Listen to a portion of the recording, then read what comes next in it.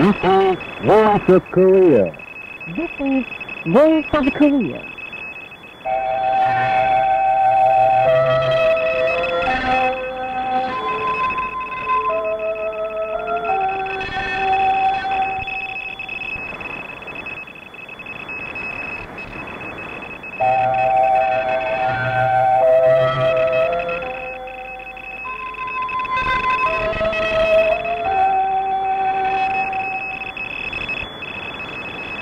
This is Voice of Korea. This is Voice of Korea.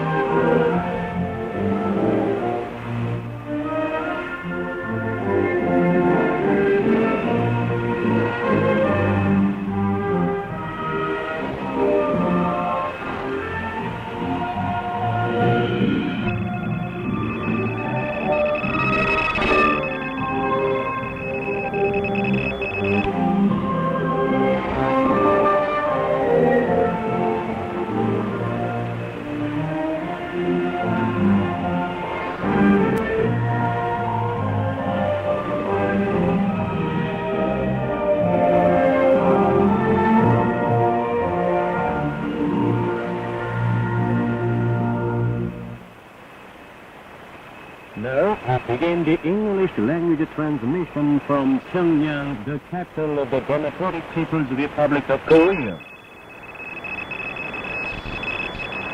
Dear listeners, welcome to Voice of Korea. Now here's what you can hear in this transmission. First news.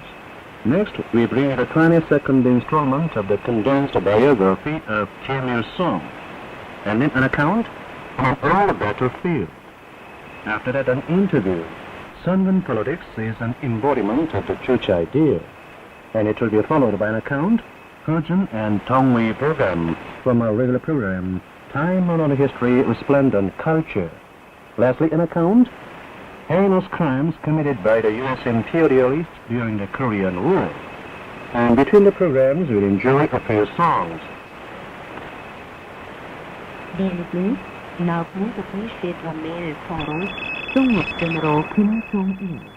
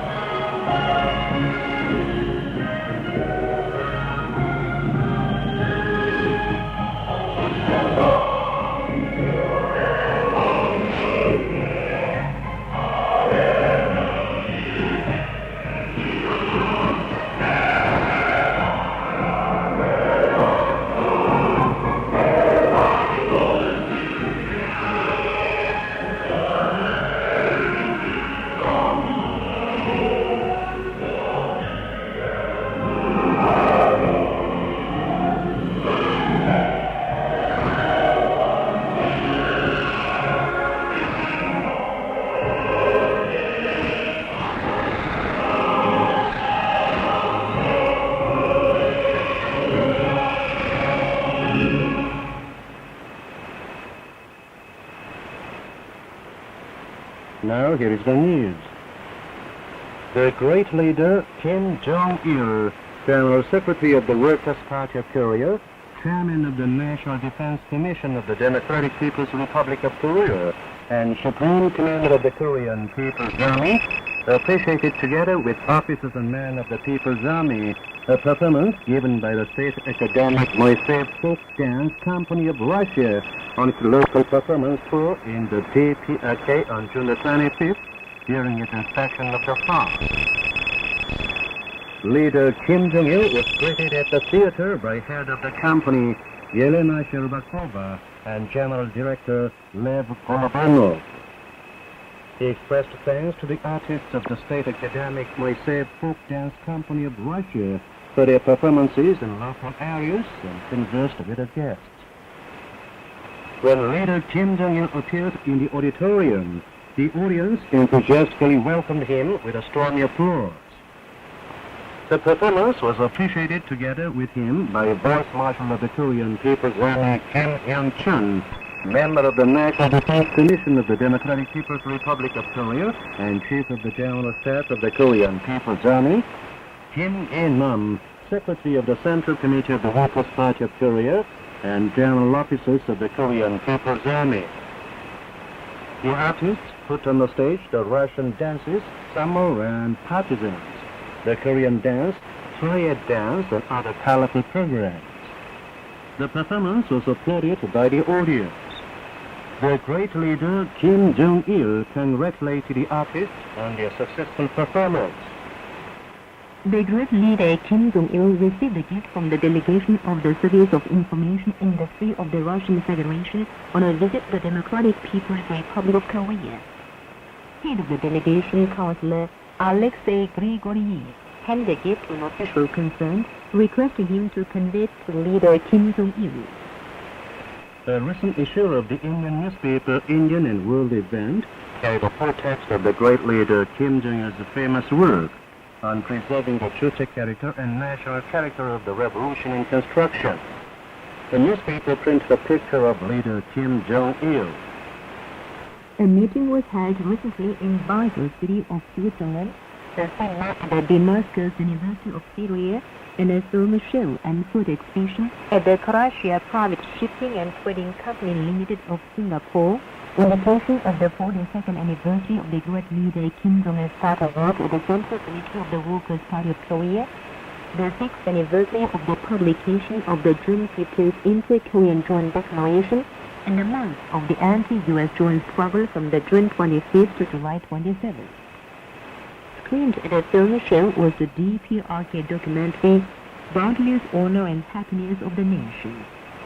Present at the event were personages of different workers in those countries.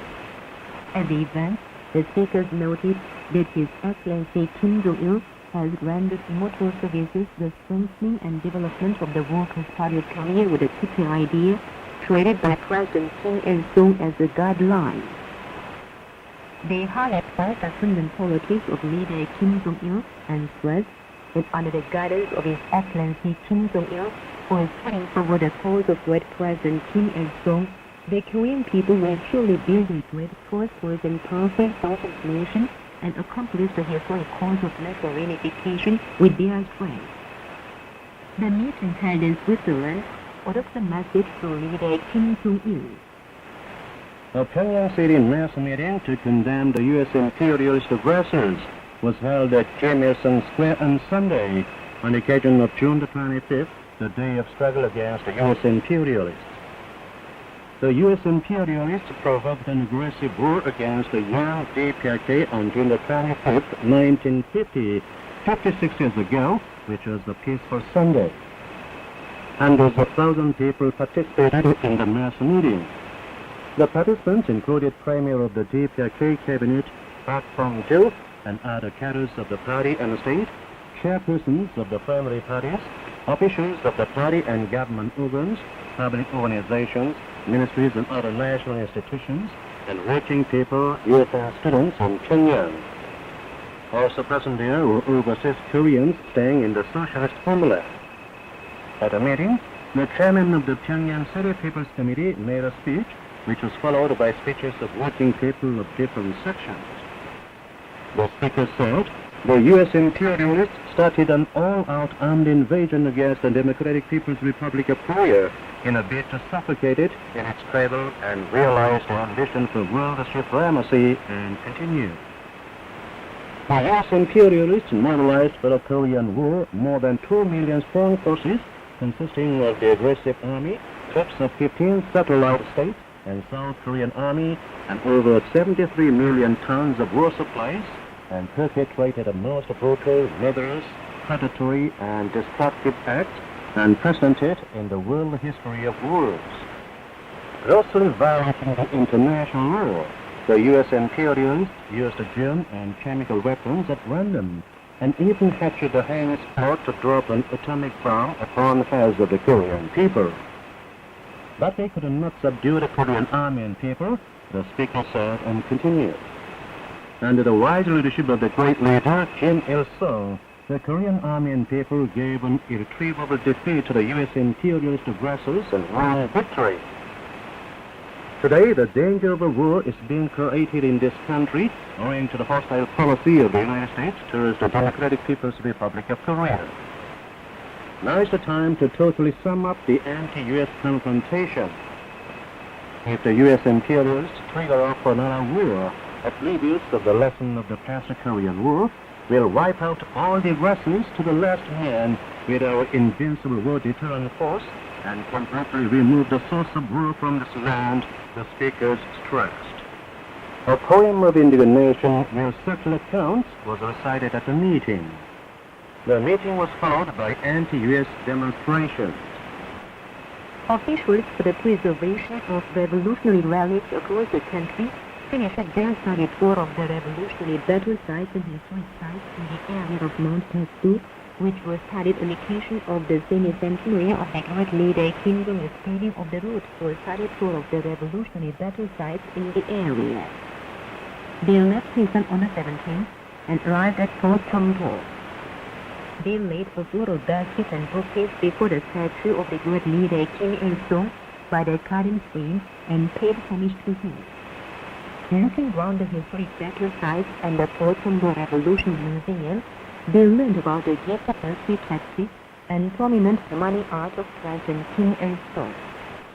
They arrived at the Lake Tamsi via the Porcelain Spring site and the Sunghung Tableland, and respectfully laid bouquets before the statue of President Kim Il-sung by the Lake Tamsi.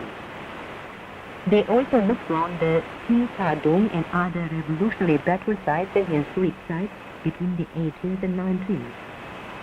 They visited the secret camp of Mount Paektu on the 20th. They had a meeting to express their resolve before the native home of leader Kim Jong-il in the secret camp of Mount Paektu. And they arrived at the Samjian Township on the 22nd. Meanwhile, they looked round the Sinpa Revolutionary Historic Site and the Poktum Revolutionary Historic Site between the 23rd and 25th. A Korea-Russia joint exhibition of information technology opened at the People's Palace of Culture in Pyongyang on the 25th. Present at the opening ceremony were officials concerned and working people in Pyongyang.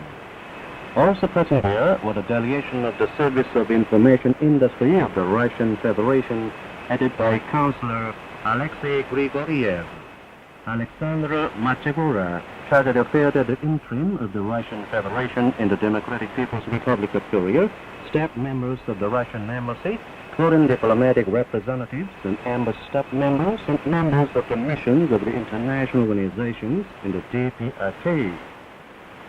Kim Chul-ho, Vice Director of the General Software Industry Bureau of the Democratic People's Republic of Korea, declared the exhibition open.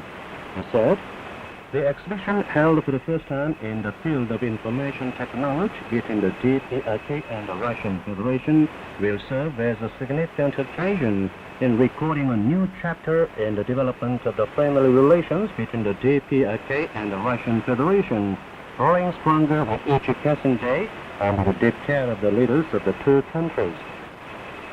Then, head of the delegation, Alexei Grigoriev, made a speech. He expressed a belief that cooperation and exchanges in the field of information technology between the two countries would be developed on a higher level in the future. Then the participants looked around the exhibits showing the successes made by the two countries in the field of information technology. The exhibition will continue till the 28th. 59 lawyers under the South Korean Institute of Democratic Rule made public a joint declaration on the 22nd exposing the illegality of the expropriation of land in Pyeongtaek by the government.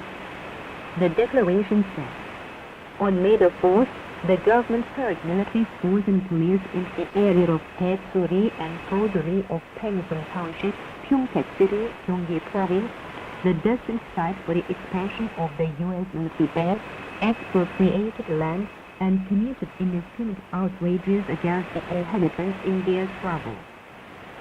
Not content with it, the government installed even barbed wire entanglements in the area and threatened the inhabitants, saying it would bring them to the military trial on strength of the military law. Nothing can justify it, the declaration said, and urged the government to immediately withdraw the military force and police from the area of Taesuri and Poduri and return the expropriated land to the inhabitants. 125 victims as counted women for the old Japanese army and organizations concerned in South Korea at a press conference in front of the building of the Ministry of Foreign Affairs and Trade on the 22nd to urge the South Korean government to pursue a positive foreign policy towards Japan for the settlement of the issue on account of women for the old Japanese army. At a press conference, the speakers said, while the victims as counted women for the old Japanese army are fighting in demand of Japan's apology and compensation, the South Korean government has left it to itself. The victims are living in pains even today, over 60 years after the country was liberated. The document related to the South Korea-Japan agreement signed in 1965 did not include the issue on counted women for the old Japanese army, the speaker said, and stressed that very belatedly the government should start a new negotiation for the settlement of the issue. Then a statement was made public at the press conference. The statement contended that though belatedly, the government should properly exercise the right to diplomatic protection for its people. After the press conference, a petition was presented to the Human Rights Committee in the name of 2 organizations and more than 100 victims as counted women for the old Japanese army. A function to commemorate the 30th anniversary of the Cuban Committee for Supporting Korea's Reunification was held at the Cuban Association for Friendship Among All Peoples on June the 16th. Present at the function were senior officials of the Central Committee of the Communist Party of Cuba and the Ministry of Foreign Affairs and other personages and members of different sections of that country. Also present there were the DPRK Embassy Extraordinary and Plenipotentiaries and embassy staff members and the delegation of the Korea-Cuba Solidarity Committee on a visit to Cuba. Speeches were made at the function. The chairman of the Cuban Association for Friendship Among All Peoples stressed that the great leader Kim Il-sung extended active support and invariable encouragement to the victory of the Cuban Revolution. He dwelt on the energetic movement for solidarity with the Korean people, which the Cuban Committee for Supporting Korea's Reunification has conducted for the reunification of Korea since its foundation and continues. Pursuing their strategic purpose for Asia, the U.S. and Sudan are keeping their huge forces in South Korea, continuing to threaten the Democratic People's Republic of Korea with nuclear weapons and strengthening economic blockade under unreasonable pretense to isolate and suffocate Korea. With no movers, however, can the U.S. imperialists bring the brave Korean people to their knees. We will make all efforts for solidarity with Korea. And that's the end of the news read by Song Sol and Kim Se-oh. This is Voice of Korea. The Daily Rodan Sinmun of the Democratic People's Republic of Korea on the 26th carried a commentary on the title, Multinational War Rehearsal to Invade the North. The commentary reads in summary. The U.S.-led RENTEC 2006 joint military exercise is underway on the Pacific from June the 25th. The exercise staged by the United States involving armed forces of different countries and regions is undoubtedly a multinational war exercise to invade North Korea and a grave military provocation against it. The military exercise will last over 1 month with mobilization of a total of over 20,000 strong forces and more than 50 warships, including the U.S. Third Fleet, 100 and scores of planes, and other latest war needs. The U.S. imperialists set a date of start of the military exercise on June the 25th, when they had triggered off the Korean War in the last century. The United States is the principal criminal that is disturbing peace and stability and creating danger of a new war in and around the Korean Peninsula. The South Korean authorities take part in the current Olympic exercise again, siding with the U.S. war movers against the Democratic People's Republic of Korea. The South Korean authorities must know clearly that it is as silly as a fool hunting for misfortune to dance to the tune of the North-targeted war movers of foreign forces and immediately stop such war racket. The South Korean people from all walks of life should see through the danger of the reckless war movers of the outside forces and war maniacs and wage the anti-U.S. and anti-war struggle more powerfully to foil the movers. That was just a commentary on the title, Multinational War Rehearsal to Invade the North, carried in the Daily Voting Sermon on the 26th. This is Voice of Korea. Dear listeners, now is the time for the condensed biography of Kim Il-sung. Today we present the 22nd installment. The Pakistan Days was in the form of a semi-guerrilla composed of the network of the Korean People's Revolutionary Army's secret camps established in the deep forests around Mount Paekto, and of the network of underground revolutionary organizations that had struck roots deeply into the population of the surrounding area, and impregnable revolutionary forces invisible to the enemy. After the establishment of the Pakistan base, Kim Il-sung sent out small units and political operatives of the Korean People's Revolutionary Army to the homeland to set up various forms of secret bases serving as secret camps or rendezvous points in the forest, favorable for military and political activity, and expanding. The secret bases established in the homeland served as regional leadership centers, coordinating in an appropriate way the armed struggle and the work of building party organizations, the Association for the Restoration of the Fatherland Movement, and the anti-Japanese mass struggle, as well as the preparations for an all-people resistance. The bases, in other words, coordinated all the activities being carried out within their respective regions under the unified leadership of the revolutionary headquarters situated in the Pakistan secret camp. They also played a role as the operational basis of activity, and supply basis of the Korean People's Revolutionary Army units. Kim Il-sung organized and led the work to expand the party and the Association for the Restoration of the Fatherland organizations on a nationwide scale, and to ensure monolithic leadership for the anti-Japanese armed struggle and the revolutionary movement in the homeland.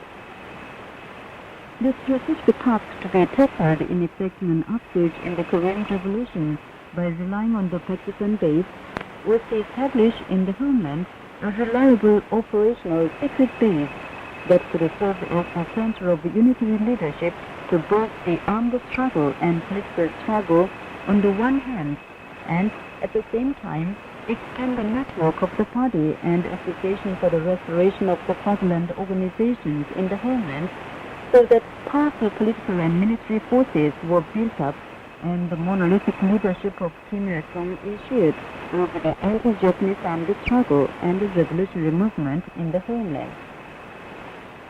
In order to build up strong political forces in the homeland, Kim Il-sung ensured that party organizations were expanded nationwide and a unified system of organizational leadership over them established.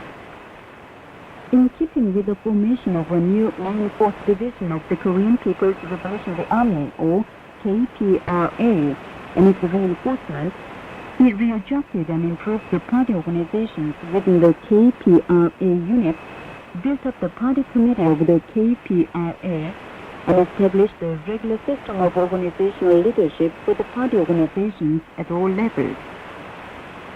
In March 1936, he formed the Party Working Committee in Eastern Manchuria, a regional party leadership organ, for the purpose of controlling and guiding the building of party organizations and promoting the activities of the existing party organizations in a unified manner, even at the time when the main force of the KPRA was preparing to advance into the border areas along the Amno River. With a view to giving unified guidance to the building of party organizations and the preparations for party founding in the homeland, he put forward the policy of establishing the Homeland Party Working Committee, or HPWC, at the Tonggang meeting held in May 1936. He sent a letter to the communists in the homeland in December the same year and summoned Postel, who had been active in the homeland, to the secret camp to assign him to the task of building party organizations in the homeland and explain to him the ways for its implementation.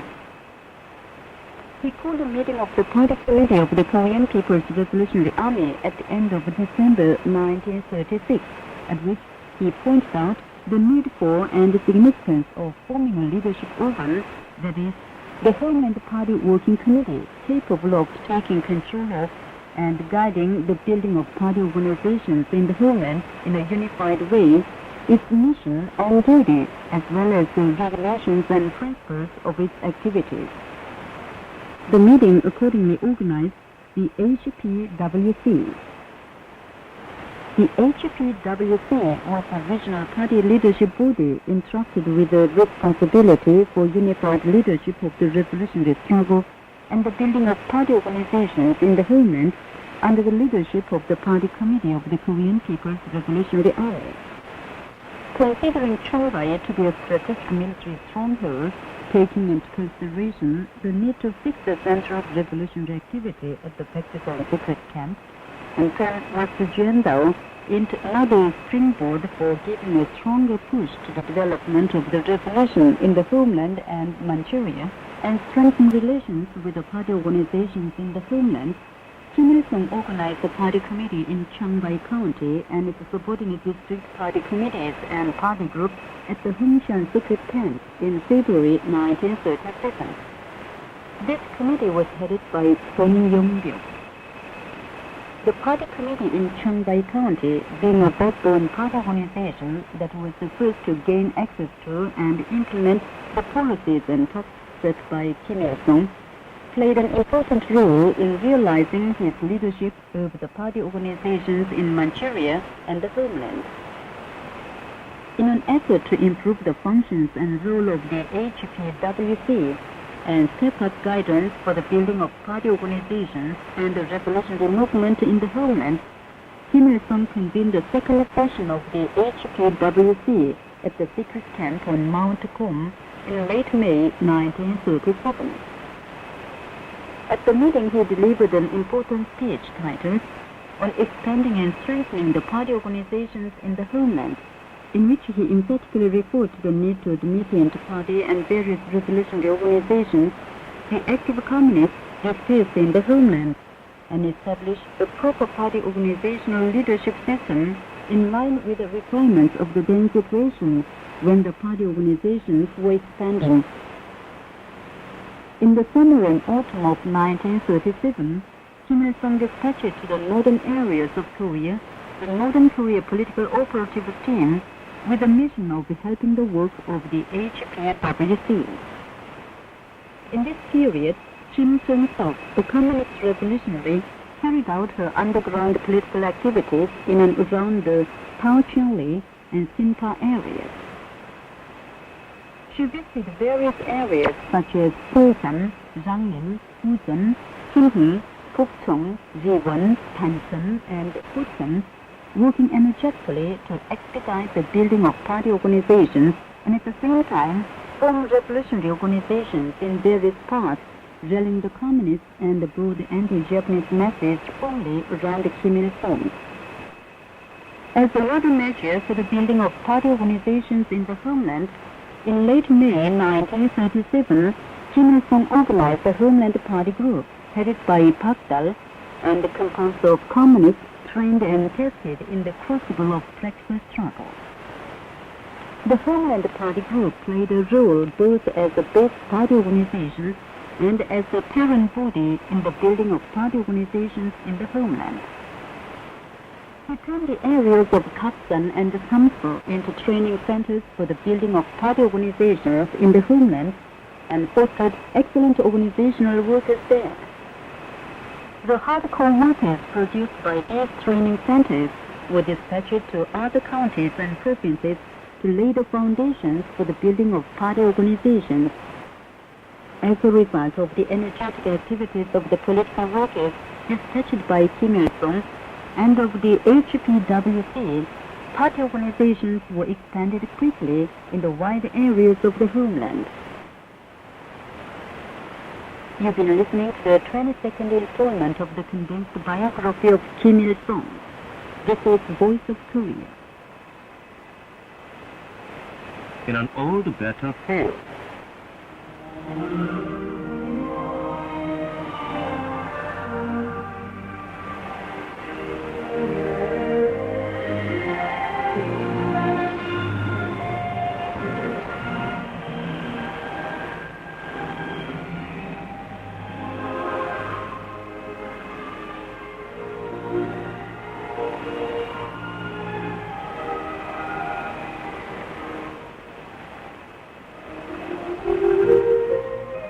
One day in February 85 or 1996, the great leader Kim Jong-il set out on his tour of inspection of the unit in the eastern sector of the Front. That day, despite biting cold, leader Kim Jong-il climbed up height 351 in the eastern sector of the front.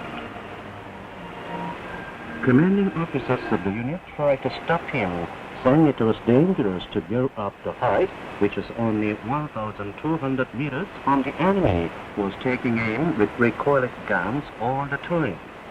But he told them not to worry and went up to the old battlefield ahead of others. During the past Fatherland Liberation War, there had been a fierce battle with enemy on height 351 because of its strategic importance. Flying the skirts of his coat in the biting wind, he climbed up the height and watched the layout of the front through periscopes. He didn't turn his eyes away from mountain ridges for a long time, as if recollecting the feats of heroic soldiers associated with them. He learned in detail about DPRK heroes produced by the unit and said, the feats of the heroic soldiers who devoted their youth and lives to the country and people would shine forever. He added that the post on the full front is a theater of acute confrontation of strength with the enemy, and at the same time, a theater of ideological confrontation, and explained the problems arising in firmly preparing the soldiers of the People's Army politically and ideologically and in military technique. Visiting the old battlefield, he showed his love and trust to soldiers so that they could glorify forever the great feats of heroes who made it in the heart. The commanding officers were greatly moved. Quite a long time passed. Officials who accompanied him were worried to see him stay at the dangerous post on the front too long. But he said he was happiest among soldiers and always getting strength and courage from them. Then he continued his tour of inspection of other units of the People's Army. During his Sungun-based revolutionary leadership, the great leader Kim Jong-il has always found himself among the soldiers of the People's Army and guided them to carry forward the revolutionary feats and feats of the heroic soldiers who shed blood during the Fatherland Liberation War.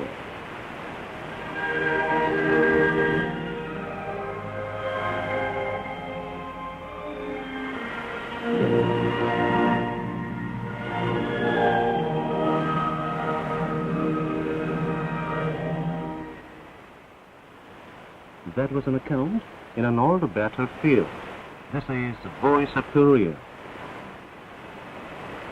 Now please enjoy a meal solo, our best wishes. You are so much concerned day and night all time, concerned for the people's good life and well-being. Oh, our leader Kim Jong-il, dear to our hearts, the people truly wish you to enjoy a pleasant life.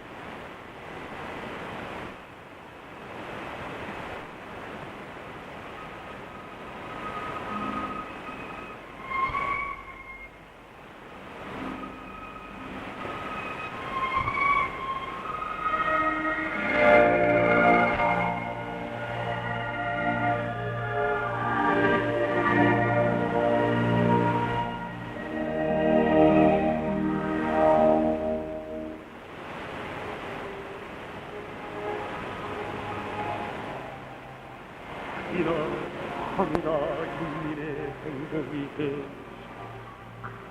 언제나 마음을 많이도 써신 분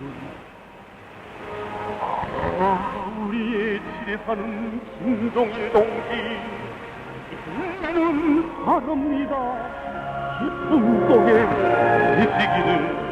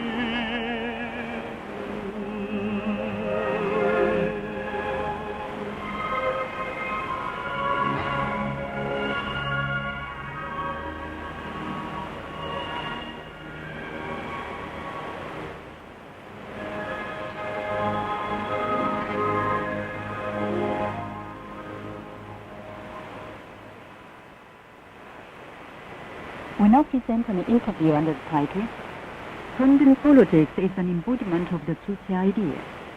Hello. Hello. Today I would like to talk with you about the Sundan politics of the Workers' Party of Korea, which is an embodiment of the Juche idea. With pleasure. The Korean Revolution has advanced with the immortal Juche idea as its guideline. In its practical struggle, the Sundan politics was created, so it fully embodies the demands of the Juche idea. Right. The Juche idea takes it as a fundamental purpose of revolution to realize independence of the popular masses. First of all, the Juche idea calls for maintaining the independent stand and the creative stand in the revolutionary construction. The independent stand is a stand for the popular masses to defend their position as masters of the revolutionary construction. The creative stand is a stand for the popular masses to play the role of masters. The Sundan politics is a practice to firmly maintain the independent and creative stand and thus defend the position of the popular masses as masters of the revolutionary construction and thoroughly guarantee their realization with the army. I think so. Thanks to the Sundan politics, the Korean people could firmly defend socialism and national dignity at the fatal crossroads of whether they would become the independent people or the slaves of imperialism. The Sundan politics thoroughly embodies the demand of the Juche idea on putting the main stress on ideology. The Juche idea expounds the conception that the people's ideology is fundamental in the revolutionary struggle and construction work, and that everything is decided by the people's ideology. The Sundan politics attaches importance to the revolutionary spirit, or noble revolutionary spirit of the army taking arms. The Sundan politics is the politics based on the principle and ideology. It is the politics to arm all members of the society with the revolutionary spirit and defend and develop socialism with its might. The Sundan politics also embodies the demand of the Juche idea on realizing global independence. It is the important demand of the Juche idea advocating independence to oppose domination, subjugation, and inequality between countries and nations, and realize global independence. The defense power consolidated by the Sundan politics is to defend the sovereignty of our country and nation, and furthermore to achieve global peace and security. Thanks to the Sundan politics, peace is now ensured on the Korean Peninsula, and the cause of global independence guaranteed. That is why the world powers personally speak highly of the Sundan politics, saying, "We believe that the Sundan politics will successfully promote the trend of global independence." Supporting and defending the Sundan politics is a way to oppose domination and subjugation of imperialism and defend the interests of small countries and progress humanity. Quite right. Well, so much for today. Thank you. You're welcome. You've been listening to an interview under the title, Sundan Politics is an Embodiment of the Juche Idea. This is Voice of Korea. We now present a female solo and female pangsang when the general is red.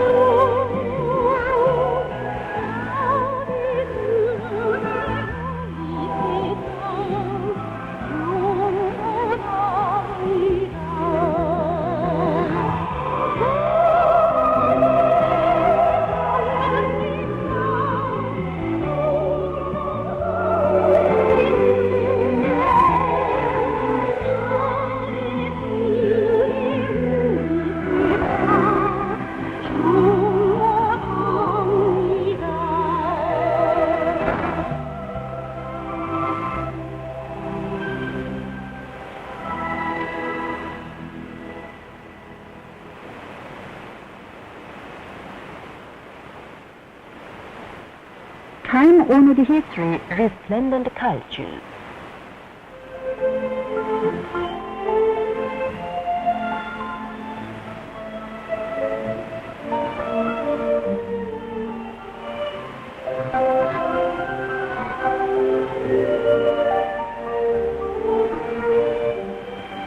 Today we introduce Hudson and Tony Pogam. Hudson is a renowned scholar of medicine who rendered great services to the development of the traditional Korean medicine of Korea. He began to write the medical book Tony Pogam, Numerous Discoveries of Medical Science, in 1596 and completed it on December the 16th, 1610. In his 20s, Hudson was renowned as a native doctor. He wrote many medical books to be used in the treatment of diseases. His medical books are characterized by plain writing which helps to cure various diseases. Most typical of them is Tony Pogam. Hudson began to write the book with the intent to further consolidate and develop the medical traditions of the Korean nation. He had to live in exile due to plots of the feudal ruling quarters. Even under the difficult conditions, Hudson did not stop writing, deeply feeling the pride in the peculiar medical traditions of the Korean nation. Tony Pogam consists of 25 volumes in 5 parts. Writing the book, Hudson put forward the idea that building up one's body and soul is more important in maintaining one's health than curing one's disease with medicine, acupuncture, and moxibustion. Tony Pogam comprehended the traditional medical successes of Korea. It was as good as a medical encyclopedia for its high scientific and theoretical level and utility. That's why the book caused a great sensation as soon as it came into being. It was widely known to foreign countries too. Today too, Tony Pogam, written by Hudson, is highly estimated as a book of great value in medical circles and cultural history for its well-organized system and rich content.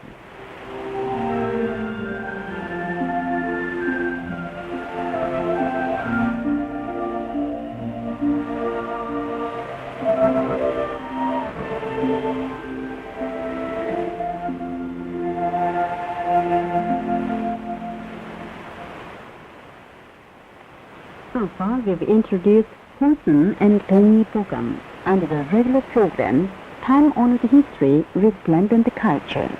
That is Voice of Korea. When South Korea presents an account, heinous crimes committed by the U.S. imperialists during the Korean War.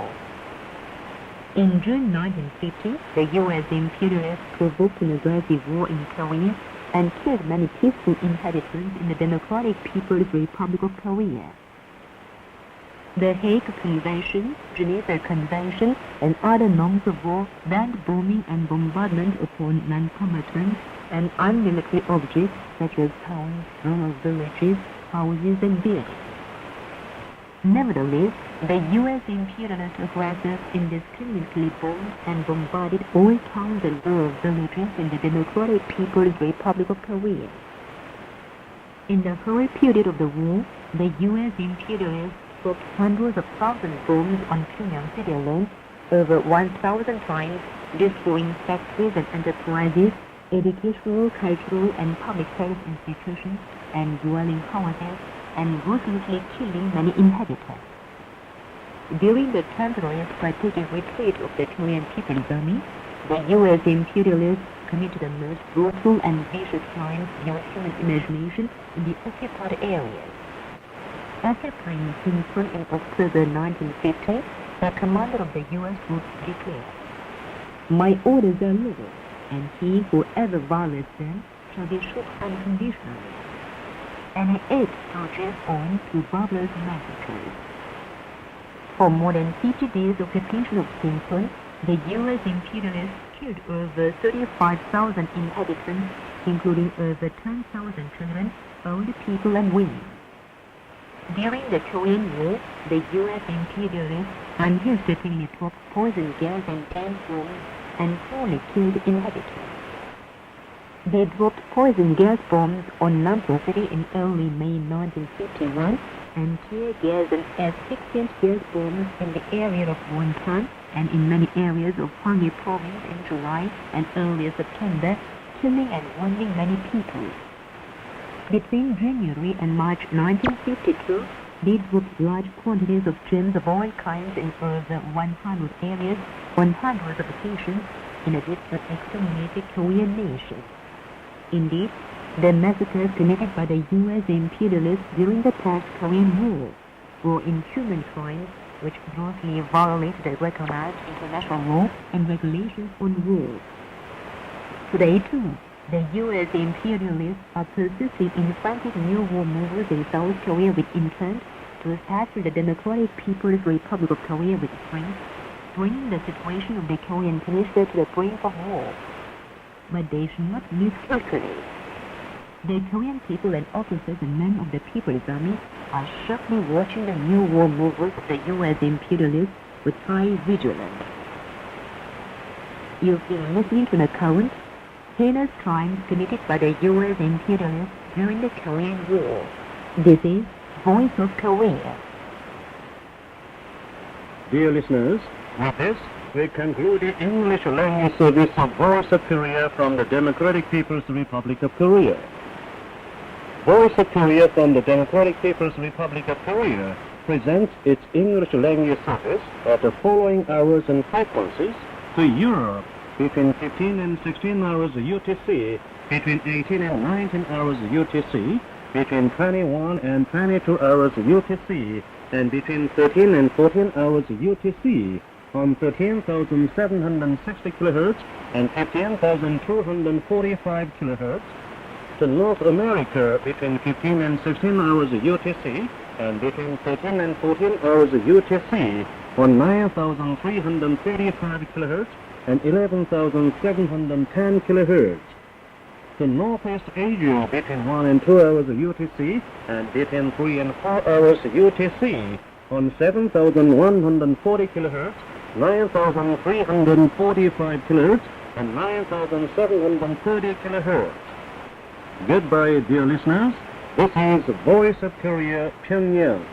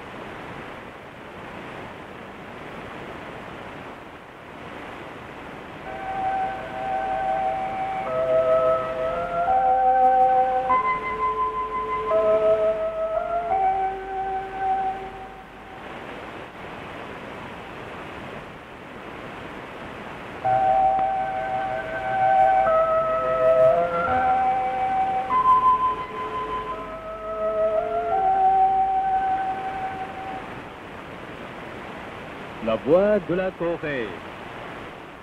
La voix de la Corée.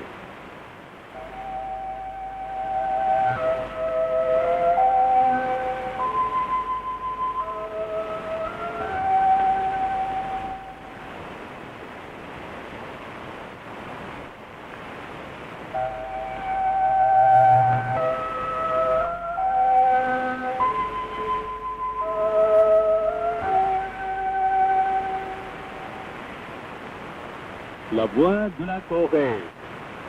La voix de la Corée.